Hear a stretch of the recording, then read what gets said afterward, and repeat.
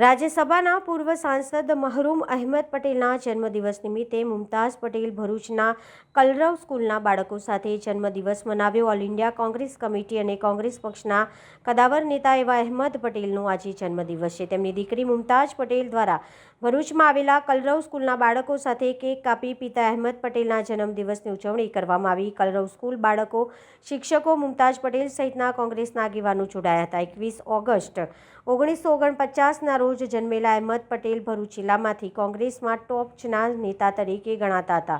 એહસાન જાફરી પછી અહેમદભાઈ પટેલ બીજા મુસ્લિમ છે જેઓ ગુજરાતમાં લોકસભા સાંસદ તરીકે ચૂંટાયા છે। તેમણે ભારતીય રાષ્ટ્રીય કોંગ્રેસના પ્રમુખ સોનિયા ગાંધીના રાજકીય સચિવ તરીકે સેવા આપી હતી। તેમણે 1985માં સ્વર્ગસ્થ વડાપ્રધાન રાજીવ गांधी संसदीय सचिव तरीके सेवा आपी थी।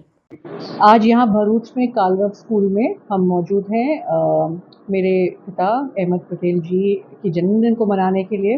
इन खास बच्चों के साथ पहले भी आई थी, पर आज एक खास दिन है और इनके साथ यहाँ पर केक काट के खुशियाँ बांट के बहुत अच्छा लगा।